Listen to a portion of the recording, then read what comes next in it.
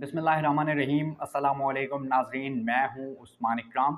इस दुनिया में बहुत सारे लोग आते हैं, खाते हैं, पीते हैं, मर जाते हैं और वो ऐसा कोई काम नहीं करते जिससे उनके होते हुए या उनके जाने के बाद एक आम आदमी की ज़िंदगी को, उनकी कौम को या उनके मुल्क को कोई फ़ायदा हो।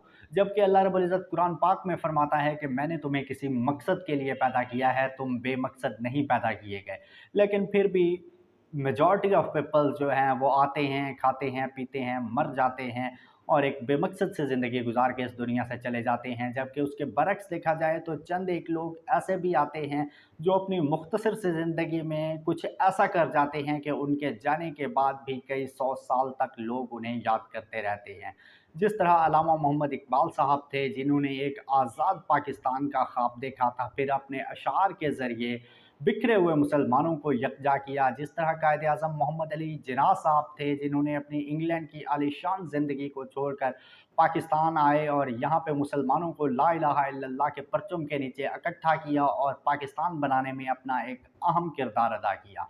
इस तरह दौरे हाज़िर में भी एक शख्सियत है जिसका नाम है इमरान अहमद ख़ान नियाज़ी।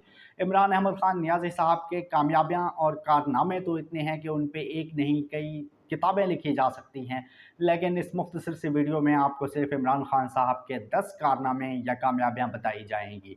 नंबर 1, इमरान खान साहब ने बतौर वज़ीर आज़म इंडिया को कहा कि अगर तुमने कुछ भी उल्टा सीधा करने का सोचा तो हम रिटेलिएट करने का सोचेंगे नहीं, हम रिटेलिएट करेंगे। उससे अगले दिन हमला किया और इंडिया के 2 जहाज़ गिरा दिए और उनके पायलट को गिरफ्तार करके दुनिया में जुर्रत का मुजाहरा किया।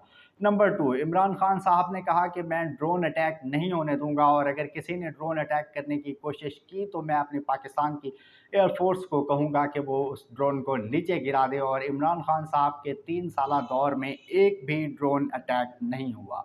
नंबर 3, इस्लामोफोबिया पे और नबी पाक की शान में गुस्ताखाना खाकों पर यूरोप और मगरब में एक मजबूत मौक़िफ़ अपनाया और नबी पाक से बेलौस मोहब्बत हर मकाम पर ज़ाहिर की। और जब वो दुनिया में निकला तो ऐसे लगता था जैसे वो पाकिस्तान का वज़ीर आज़म नहीं, इस्लाम का एम्बेसडर है।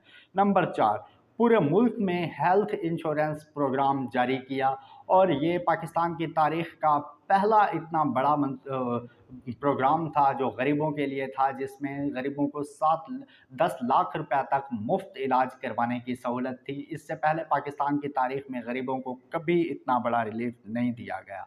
नंबर 5, सर्दियों में एक ख़ानदान को सड़क पर सोते देखा तो पूरे पाकिस्तान में 150 पनाहगाहें और शेल्टर्स होम बना दिए और वहाँ पे उन गरीबों को रिहाइश के साथ साथ खाना भी मुहैया किया जाता था। नंबर 6, 70 सालों में पहली बार एक निसाब तालीम राइज करके अमीर और गरीब, सरकारी और प्राइवेट का फ़र्क ख़त्म कर दिया। नंबर 7, पाकिस्तान में मौजूद अमरीकी ग़ुलामों की तरह अमरीका के सामने घुटने टेकने से इनकार कर दिया। ट्रंप को ट्विटर पर उसी की ज़बान में जवाब दिया और फिर उसी ट्रंप के स्टेट में एक मेहमान बनकर गया। नंबर 8, मोदी को दुनिया में हिटलर का जानशीन और कुलभूषण यादव को दुनिया में दहशतगर्दी की अलामत बनाकर पेश किया। नंबर 9, मुल्की खुद मुख्तारी पर हरगिज़ सौदा न किया और आलमी ताकतों को एब्सोल्युटली नॉट कहा, जहां साबिक हुक्मरान उनकी एक फ़ोन कॉल पर लेट जाया करते थे। अगर इमरान खान चाहता तो अमेरिका की थोड़ी सी खुशामद करके वो अगले 15 साल तक वज़ीर आज़म रह सकता था, लेकिन उसने अपनी कुर्सी की कुर्बानी दे दी, लेकिन अपने असूलों पर समझौता नहीं किया, अपने मुल्क की खुद मुख्तारी पर समझौता नहीं किया, अपने मुल्क की खुद मुख्तारी का सौदा नहीं किया।